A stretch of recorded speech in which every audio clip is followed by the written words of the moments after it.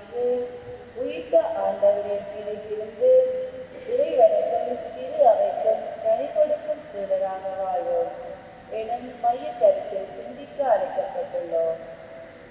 இன்றைய முதலாம் வாசகமானது திருத்தூதர் பணிகள் நூலிலிருந்து எடுக்கப்பட்டது.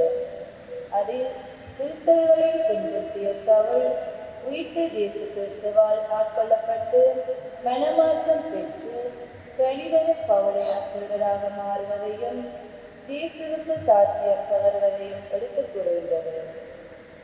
இரண்டாம் வாசகத்தில் புனித ஜோவான் நாம் நமது உண்மையான அன்பை செயலில் காட்ட வேண்டும் என்றும் இறைவனின் அன்பு கட்டளைகளை கடைபிடிப்பவர் இறைவனோடு இணைந்திருப்பது போல இறைவனும் அவரோடு இணைந்திருக்கிறார் என்றும் தெளிவுபடுத்துகிறார். இன்றைய நற்செய்தி வாசகத்தில் இயேசு நானே உண்மையான திராட்சை கொடியெனவும் நாம் அதன் கிளைகள் எனவும் தெளிவுபட கூறுகின்றார்.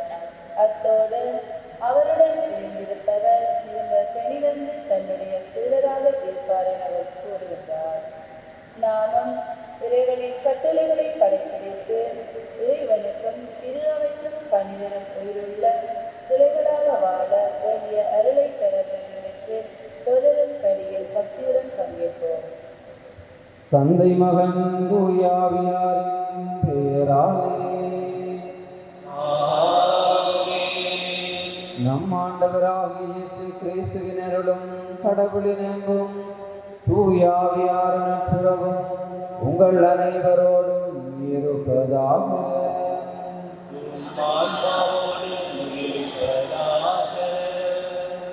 இயேசுவில் பிரியமான சகோதர சகோதரிகளே, பாஸ்கா காலத்தின் 5வது வாரத்துக்குள்ளே நானும் நீங்களும் காலடி எடுத்து வைத்திருக்கின்றோம்.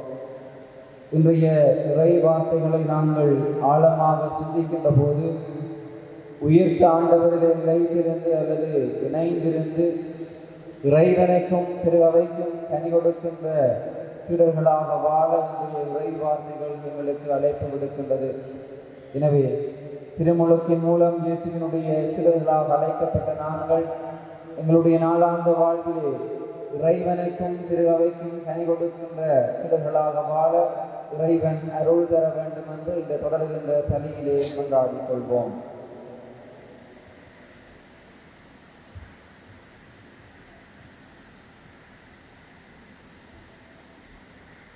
சகோதர சகோதரிகளே, தூய மறை நிகழ்வுகளை கொண்டாட நாம் தகுதி பெறும் பொருட்டு நம் பாவங்களை ஏற்றுக்கொள்வோம்.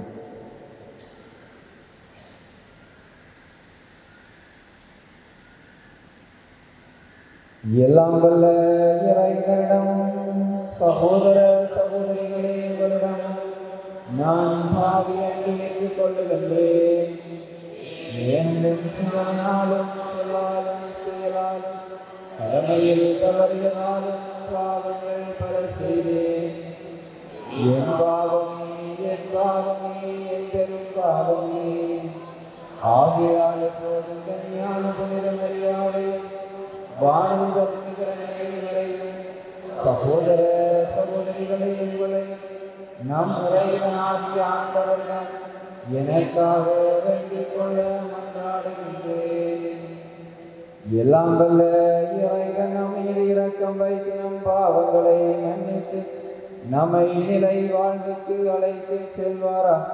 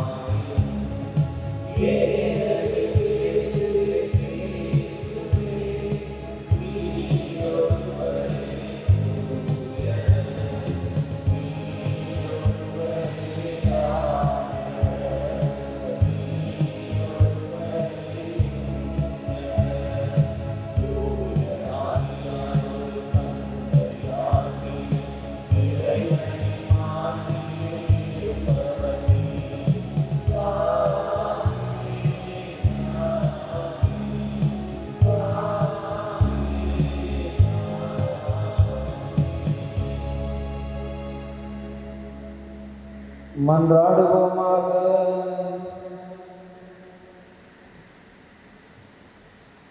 என்றென்றும் உள்ள எல்லாம் வல்ல இறைவா, பாஸ்கா மறைபொருளை எப்பொழுதும் எங்களில் நிறைவேற செய்திருளும்.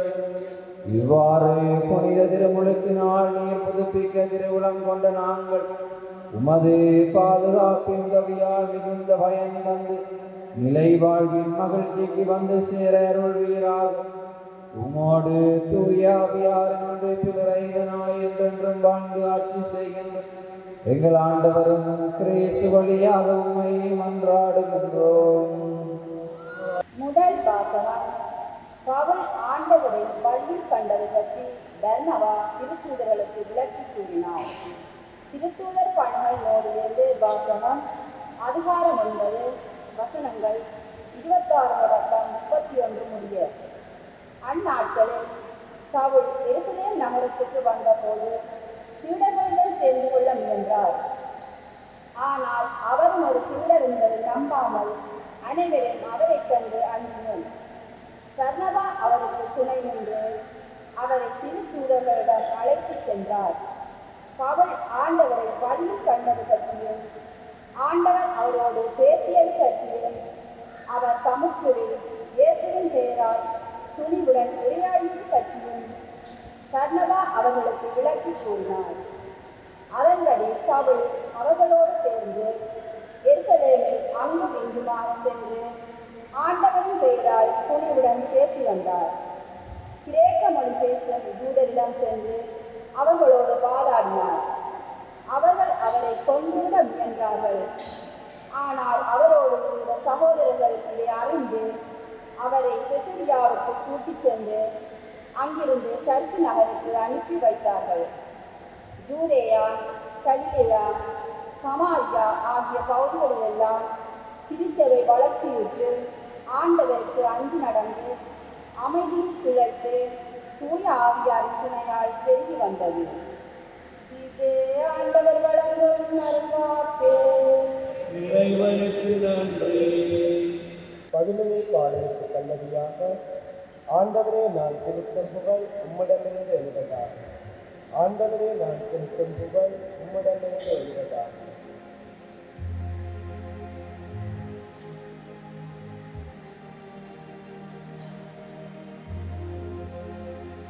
ஆண்டவரே நான் செலுத்தும் புகழ் உம்மிடமிருந்து எழுவதாக.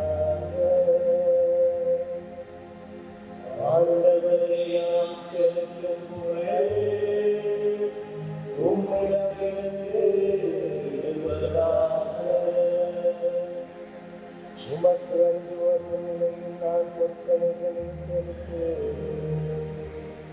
பெரியோர்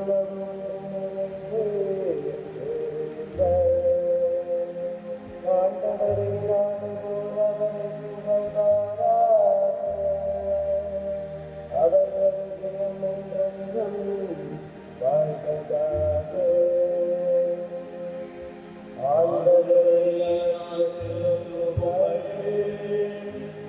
உம்மிடமிருந்து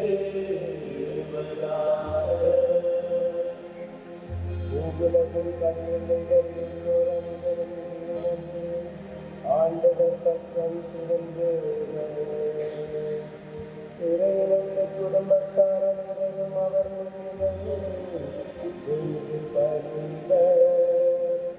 மண்ணின் செல்வர் யாவரும் அவரை பணிவர்.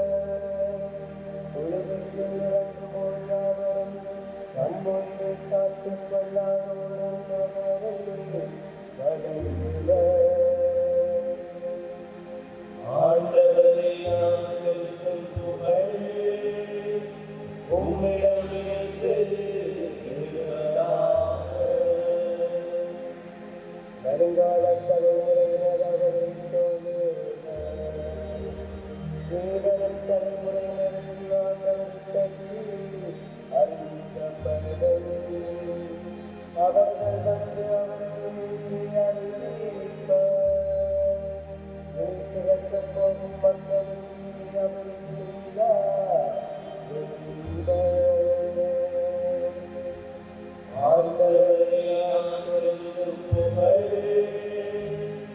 உம்மிடமிருந்து ஆண்டவரை நான் செலுத்தும் புகழ் உம்மிடமிருந்து எழுவதாக. அன்பு செலுத்த வேண்டும். இதுவே இயேசுவின் கட்டளை. திருத்தூதர் யோவான் எழுதிய முதலாம் திருமுகத்திலிருந்து வாசகம். அதிகாரம் 3 இறைவசனங்கள் 18 தொடக்கம் 24 முடிய.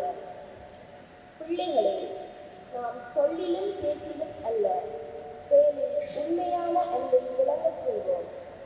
இதனால் நாம் உண்மையை சார்ந்தவர்கள் என அறிந்து கொள்வோம். நம் மனைச்சார்ந்து நாம் குற்றவாளிகள் என தீர்ப்பளித்தாலும் கடவுள் தீர்வும் நம் உள்ளத்தை அமைதிப்படுத்த முடியும். ஏனெனில் கடவுள் நம் மனச்சார்ந்தை விட மேலானவர், அனைத்தையும் அறிந்தவர். அன்பார்ந்தவர்களே, நம் மனச்சார்ந்து நாம் குற்றவாளிகள் என தீர்ப்பளிக்காதிருந்தால் நாம் கடவுள் திருமுன் உறுதியான நம்பிக்கை கொண்டிருக்க முடியும். அவரிடம் நாம் எதை கேட்டாலும் பெற்றுக் கொள்வோம். ஏனெனில் அவர் கட்டளைகளை கடைபிடிக்கிறோம். அவர் திருமுன் அவருக்கு உகழ்வுக்கு செய்து வருகிறோம்.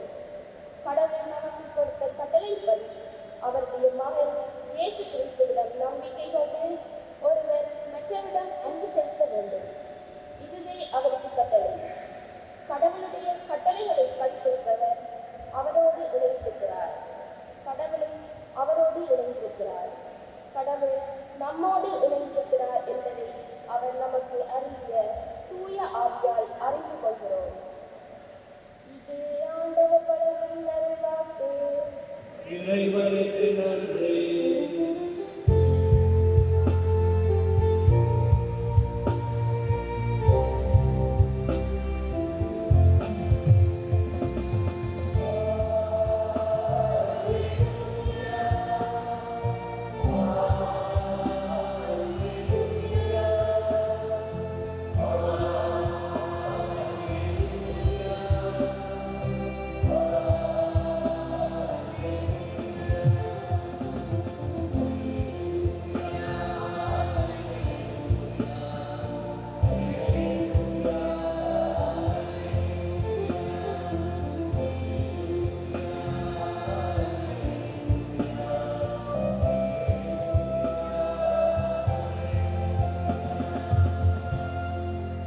நான் உங்களோடு இணைந்திருப்பது போல நீங்களும் என்னோடு இணைந்திருங்கள். ஒருவர் என்னுடன் இணைந்திருந்தால் அவர் மிகுந்த மனிதருவார் என்கிறார் ஆண்டவர். அல்லேலூயா.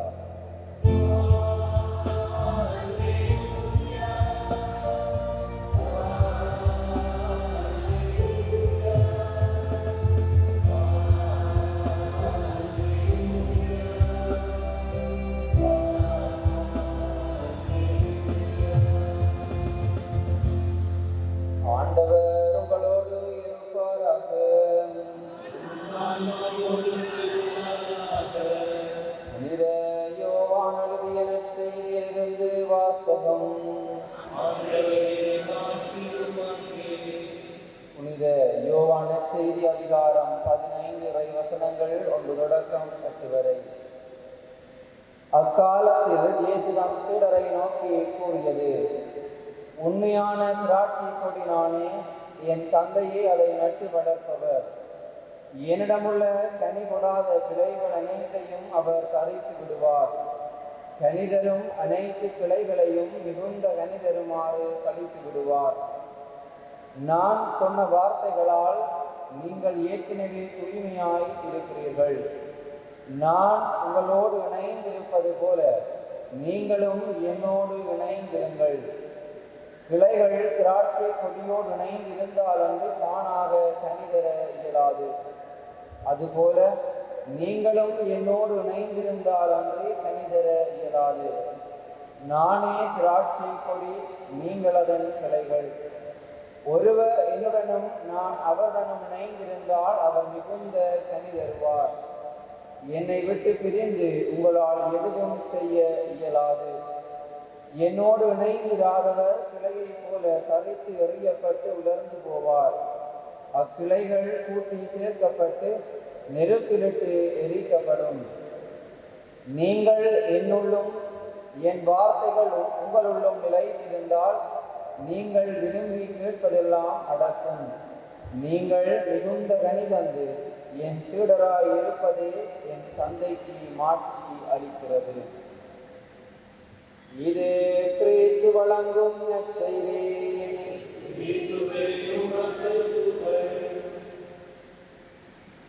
இயேசுவில் பிரியமான சகோதர சகோதரிகளே, பாஸ்கா காலத்தின் 5வது வாரத்துக்குள்ளே காலடி எடுத்து வைத்திருக்கின்ற நாங்கள் இன்றைய இறை வார்த்தைகளை நாங்கள் ஆழமாக சிந்திக்கின்ற போது உயிர்த்த ஆண்டவர்களே நிலைத்திருந்து அல்லது இணைந்திருந்து இறைவனுக்கும் திரு அவைக்கும் கனி கொடுக்கின்ற சீடர்களாக வாழ இன்றைய இறை வார்த்தைகள் என்னையும் உங்களையும் அழைப்பு விடுகின்றது.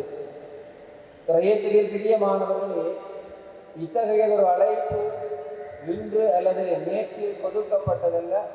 மாறாக பல நூற்றாண்டுகளுக்கு முன்பாகவே இத்தகைய ஒரு அழைப்பை இறைவன் இஸ்ரேல் மக்களுக்கு கொடுத்திருந்தார். நாங்கள் எசாயா புத்தகம் அதிகாரம் 5 இறைவசனம் 1 தொடக்கம் 7 நாங்கள் வாசிக்கின்றோம். இறைவன் ஒரு திராட்சை தோட்டத்தை வாங்குகின்றார். அந்த திராட்சை தோட்டத்தை கொத்தி பண்படுத்தி களையெடுத்து அந்த திராட்சை செடிகளை நட்டு அதற்கு தண்ணீர் ஊற்றி பாதுகாத்து அதை வளர்த்து அதற்கு அதை கனி தரும் என்று எதிர்பார்க்கின்றார். அதுபோலதான் அந்த இஸ்ரேல் மக்களையும் ஆண்டவர் அந்த திராட்சை செடியை போல பாதுகாக்கின்றார். அந்த இஸ்ரேல் மக்களுக்கு தேவையான அனைத்து விதமான சுதந்திரங்களையும் கொடுக்கின்றார். அவர்களை அடிமைத்தனத்திலிருந்து விடுவித்து பாலம் தேனும் பொழிகின்ற நாட்டிற்கு அவர்களை அழைத்து வந்து எல்லா சுதந்திரங்களையும் கொடுத்த இறைவன் அவர்களிடமிருந்து மிகுந்த கனி எதிர்பார்க்கின்றார். அவர்கள் கனி தருவார்கள் என்று எதிர்பார்த்த இறைவன் அவர்கள் இறுதியிலே அவர்கள் என்ன செய்தார்கள் என்று சொன்னால், அந்த இறைவனை மறந்து வேற்று தெய்வங்களை வழிபட ஆரம்பிக்கிறார்கள். இயேசுவில் பிரியமானவர்களே, அந்த இஸ்ரேல் மக்களிடம் மிகுந்த கனிகளை எதிர்பார்த்த இறைவன் இறுதியிலே அவர் ஏமாந்து போகின்றார். ஆனால் இறைவன் மீண்டும் தன்னுடைய ஒரே மகனை இந்த உலகிற்கு அனுப்பி அந்த வார்த்தையான இறைவன் மனு எடுத்து 30 வருடங்களுக்கு பின்னர் அந்த 3 வருட இறையரசு பணியை உலகத்திலே செய்ய ஆரம்பிக்கின்றார். தன்னுடைய சீடர்களுக்கு திராட்சை செடி இவமையை உருவமாக பயன்படுத்துகின்றார். ஏனென்று சொன்னால், இந்த யூதர்களும் இயேசுவினுடைய சீடர்களும் இந்த திராட்சை தோட்டத்திலே அவர்கள் பிரபல்யமாக இருந்தார்கள். அன்றைய காலத்திலே அவர்களுக்கு தெரிந்திருந்தது இந்த திராட்சை தோட்டம் எவ்வாறு செய்ய வேண்டும் என்று. அந்த கிளைகள் கொடியோடு இணைந்திருக்கின்ற போதுதான் திராட்சை கொடியானது கனிகளை கொடுக்கும்.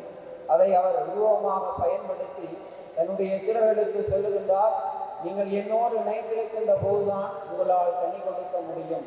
என்னோடு நீங்கள் இணைந்திருக்கவில்லை என்று சொன்னால் நீங்கள் உங்களுடைய வாழ்வில் நீங்கள் கனி கொடுக்க இயலாது என்று தன்னுடைய சீடர்களை பார்த்து கூறுகிறார். இயேசுவில் பிரியமானவர்களே, இன்றைய நாளிலே இந்த இறை வார்த்தை எங்களுக்கு அத்தகைய அழைப்பை தான் தருகின்றது.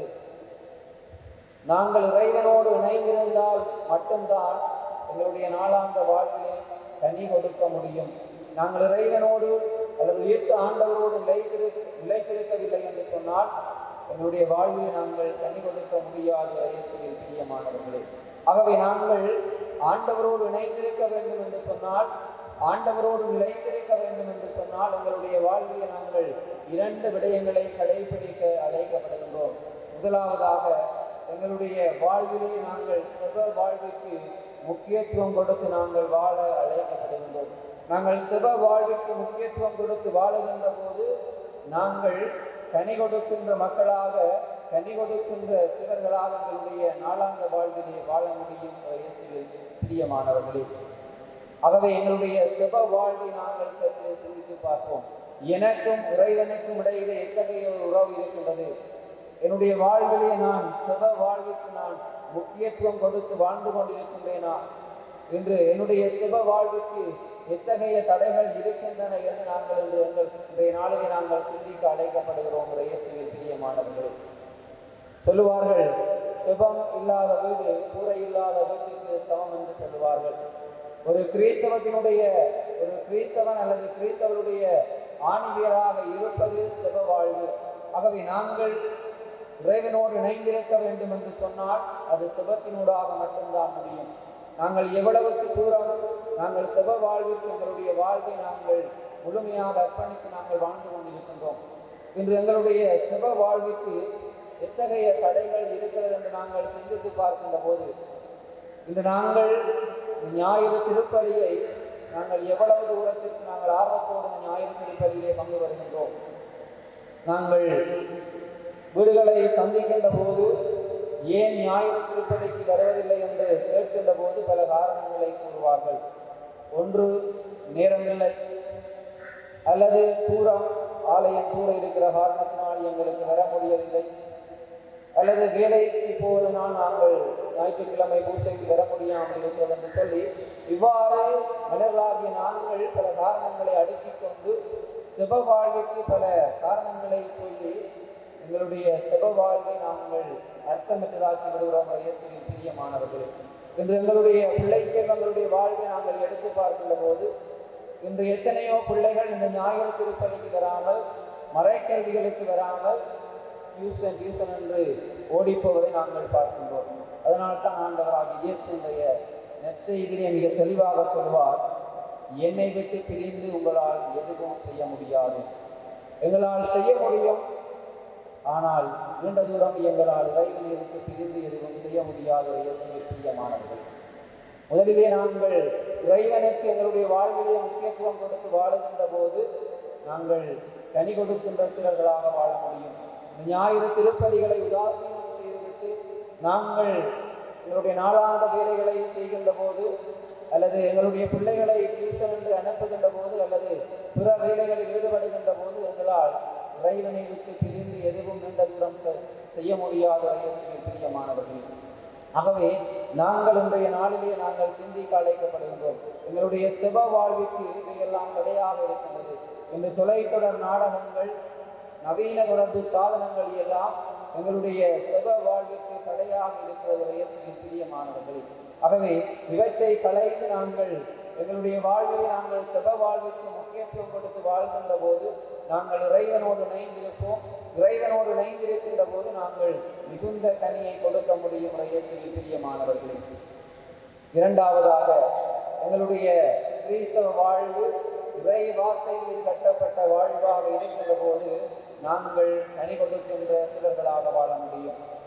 எங்களுடைய வாழ்க்கையிலே நாங்கள் இறை வார்த்தைகளை ஏற்று அதை கடைபிடித்து வாழ அழைக்கப்படுகின்றோம்.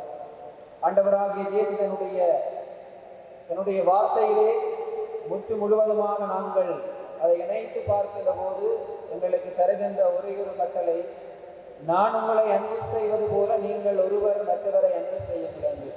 உலகத்திலே வாழுகின்ற போது நாங்கள் மற்றவர்களை அன்பு செய்து வாழுகின்ற போது, மற்றவர்களை மன்னித்து வாழுகின்ற போது, மற்றவர்களை விட்டுக் கொடுத்து வாழுகின்ற போது நானும் நீங்களும் உண்மையிலே ஒரு கனி கொடுக்கின்ற கிறிஸ்தவனாக, கனி கொடுக்கின்ற கிறிஸ்தவளாக இறைவனுக்கு நாங்கள் வாழ முடியும்.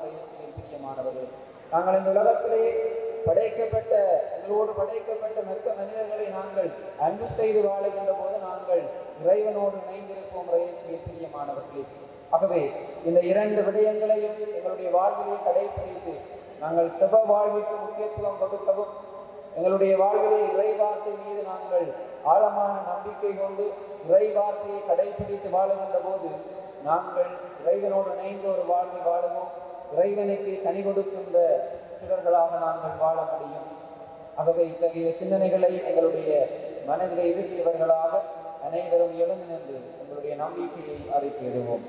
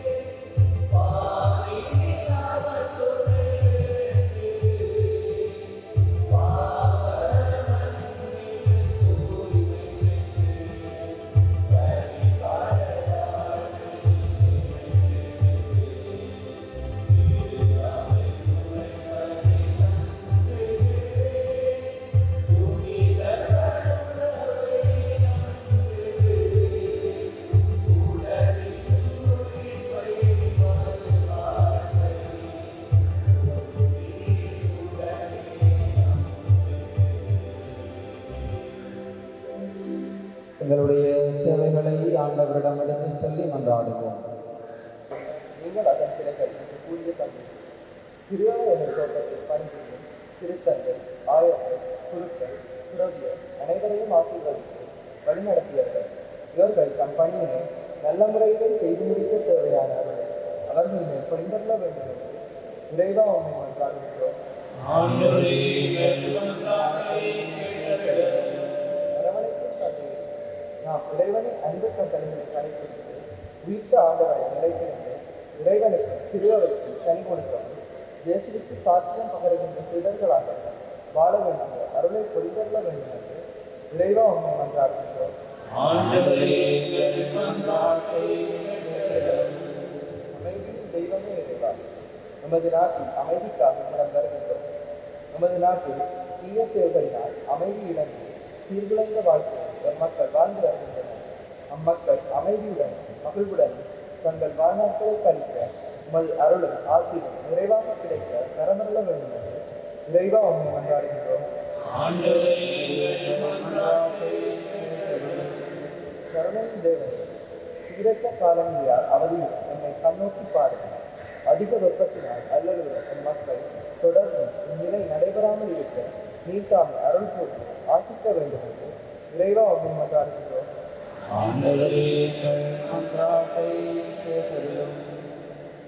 எங்களுடைய தனிப்பட்ட தேவைகளுக்காக ஆண்டவரை பார்த்து மௌனமாக மன்றாடுவோம். அன்பும் இரக்கமும் நிறைந்த அன்பான ஆண்டவரே, நாங்கள் எங்களுடைய நாளாந்த வாழ்விலே உம்மோடு இணைந்திருந்து கனி கொடுக்கின்ற சீடர்களாக வாழ தேவையான அருளை பெற வேண்டும் என்றும் நாங்களும் உம்மிடம் நம்பிக்கையோடு மௌனமாக சமர்ப்பித்து எங்களுடைய விண்ணப்பங்கள் எங்களுடைய தேவைகளை எங்களுடைய வாழ்விலை நிறைவேற்றிட வேண்டும் என்று எங்கள் ஆண்டவராகிய கிறிஸ்து வழியாக உம்மை மன்றாடுகின்றோம்.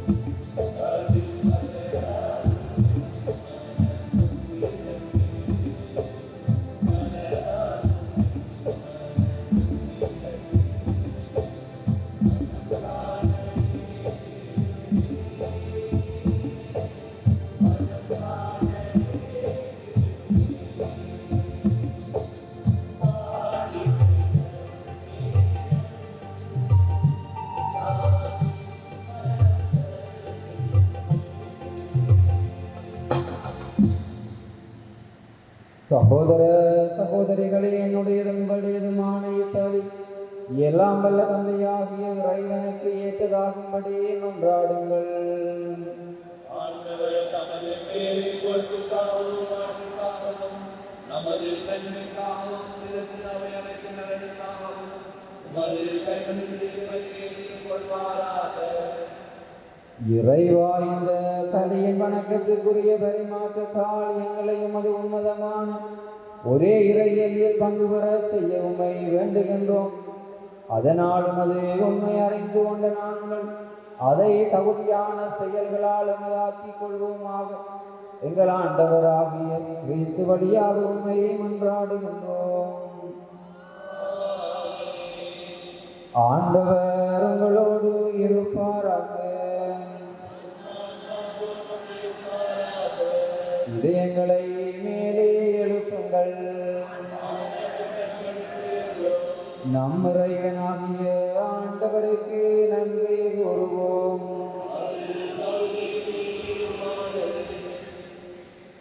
ஆண்டவரே, எக்காலத்திலும் உம்மை புகழ்ந்துரைப்பதும் எல்லாவற்றுக்கும் மேலாங்கள் பாஸ்காவாகிய கிறிஸ்து பலியான இச்சிறப்பான காலத்தில் உம்மை இந்த மிகுதியாக வாழ்த்தி போற்றுவதும் மெய்யாகவே தகுதியும் நீதியுமாகும். எங்கள் கடமையும் மீட்புக்குரிய செயலுமாகும். கிறிஸ்து எங்களுக்காக இன்னும் தொடர்ந்து தம்மை கையளித்து உமதிரமுன் இடையராது பரிந்து பேசி எங்களை பாதுகாத்து வருகின்றார். பலியானவர் இனிமேல் சாக மாட்டார். கொலை செய்யப்பட்டவர் என்றும் வாழ்கின்றார். ஆகவே பாஸ்கா மகிழ்ச்சி பொங்க அனைத்துலகின் மாந்தரனைவர் மக்களிக்கின்றனர். அவ்வாறே ஆற்றமிக்கோரும் அதிகாரம் கொண்ட தூதர்களும் உமது மாட்சியை புகழ்ந்து பாடி முடிவின்றி சொல்வதாவது: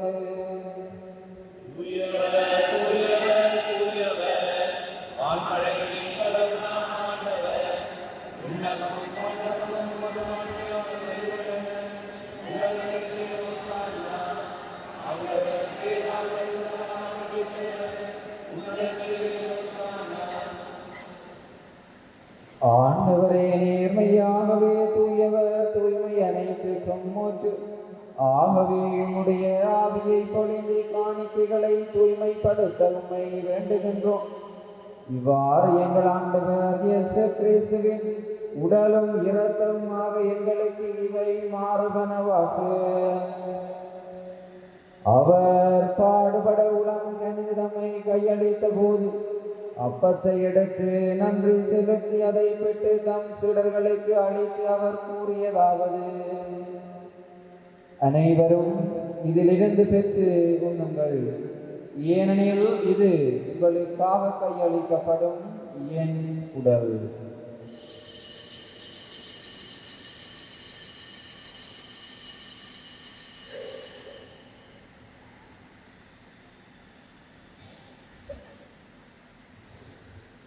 அவ்வண்ணமே இரவிருந்து இறங்கிய பின்னத்தையும் எடுத்து மீண்டும் உமக்கு நன்றி கூறி தம் சீடர்களுக்கு அளித்து அவர் கூறியதாவது: அனைவரும் இதிலிருந்து பெற்று தருகுங்கள், ஏனெனில் இது புதிய நிலையான உடன்படிக்கைக்குரிய என் இரத்தத்தின் கிண்ணம்.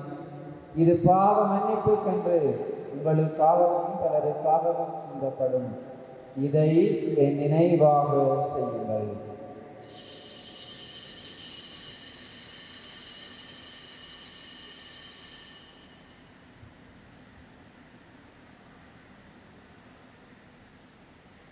நம்பிக்கையின் மறைபொருள். ஆண்டவரே, மறுமணமும் மது ரப்பினை அறிக்கையிடுகிறோம், மது உயிர்ப்பினை எடுத்துரைக்கின்றோம். ஆகவே ஆண்டவரே, நாங்கள் கிறிஸ்துவின் இறப்பினையும் உயிர்ப்பினையும் நினைவு கூர்ந்து வாழ்வு தரும் அப்பத்தையும் வெப்பளிக்கும் கிண்ணத்தையும் அக்கு ஒப்புக் கொடுக்கின்றோம். உம் திறமுனென்று உமக்கு ஊழியம் புரிய தகுந்தவர்களை எங்களை ஏற்றுக்கொண்டு, எனவே உமக்கு நன்றி செலுத்துகின்றோம். மேலும் கிறிஸ்துவின் இரத்தத்திலும் பங்கொள்ளும் எங்களை தூய ஆவியார் ஒன்று சேர்க்க வேண்டும் என உம்மை தாழ்மையுடன் மன்றாடுகின்றோம். ஆண்டவரே, உலகெங்கும் பரவியிருக்கும் அது அவை நினைவு கூர்ந்தருளும். எங்கள் திருத்தந்தை பிரான்சிஸ், எங்கள் ஆயர் ஜாஸ்டின் பெர்னார்ட் ஞான பிரகாசம், எல்லா திருநிலையினராகிய அனைவரோடும் உமது திருகவை அன்பில் நிறைவேற செய்தருளும். மேலும் உயிர்த்தலும் எதிர்நோக்குடன் கொள்ளும் எங்கள் சகோதரர் சகோதரிகளையும்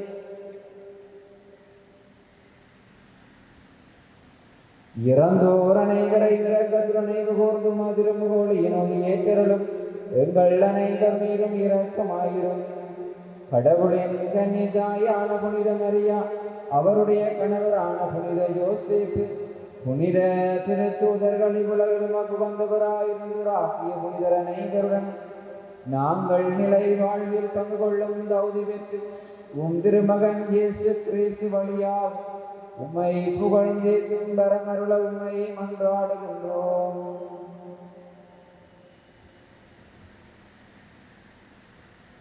இவர் வழியாக இவரோடு இவரில் எல்லாம் வல்ல இறைவனாகிய தந்தையே,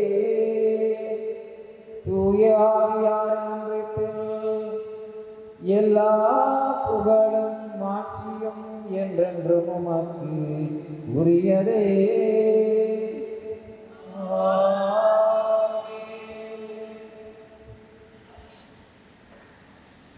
தங்களுடைய நாளாந்த வாழ்விலே நாங்கள் இறைவனோடு இணைந்திருந்து கனி கொடுக்கின்ற சீடர்களாக வாழ தேவையான அருளை இறைவன் தர வேண்டும் என்று இயேசு கேட்பித்த சிவத்தினூடாக மன்றாடுவோம். விண்ணுலகில் இருக்கிற எங்கள் தந்தையே,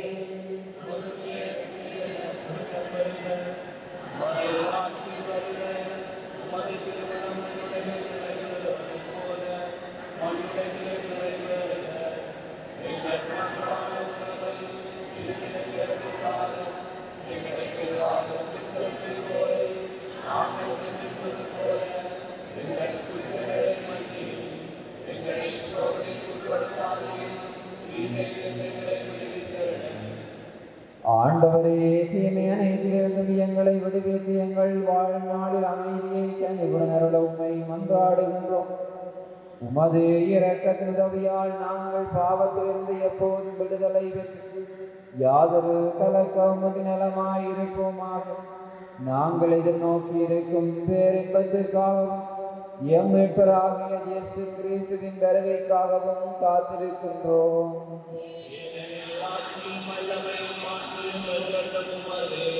ஆண்டவரே இயேசு கிறிஸ்துவே, அமைதி உங்களுக்கு விட்டு செல்கின்றேன், அமைதி உங்களுக்கு அளிக்கின்றேன் என்பதும் திருத்தூதர்களுக்கு மொழிந்தீரே. எங்கள் பாவங்களை பாராமலும் அதில் அவை நம்பிக்கையை கண்ணோக்கி உமது திருவுலத்திற்கு ஏற்பதற்கு அமைதியையும் ஒற்றுமையும் அளித்தருள்வீராக.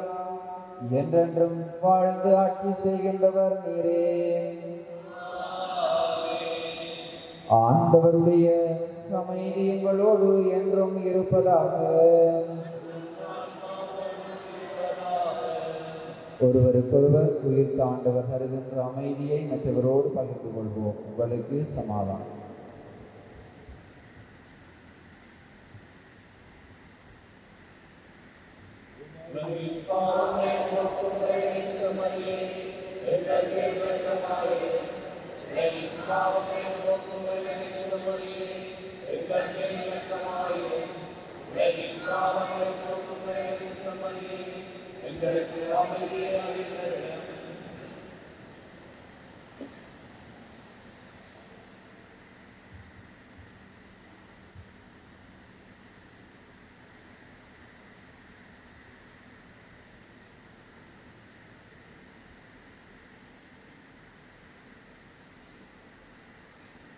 இதோ இறைவனின் சுமரி, இதோ உலகின் பாவங்களை போக்குபவர். சுமரியின் விருந்துக்கு அழைக்க பெற்றோர் பேறு பெற்றோர்.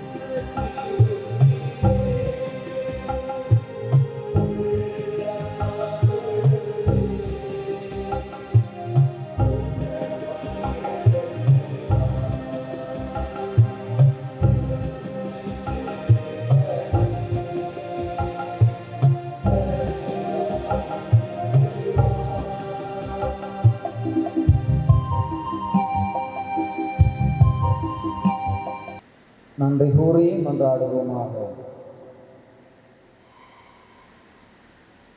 ஆண்டவரே, விண்ணகமறை நிகழ்வுகளால் நீ நிறைவு செய்த உம் மக்களுடன் கனிவாய் தங்கியிருக்க உம்மை வேண்டுகின்றோம்.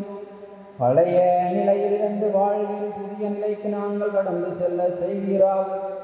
எங்கள் ஆண்டவராகிய கிறிஸ்து வழியாக உம்மை மன்றாடுகின்றோம். ஆண்டவர் உங்களோடு இருப்பாராக. எல்லாம் வல்ல இறைவன் தந்தை, மகன், தூய ஆவியார் உங்களை நிறைவாக ஆசீர்வதிப்பாராக. சென்று வாருங்கள், திருப்பலி நிறைவேறிற்று. அல்லேலூயா, அல்லேலூயா.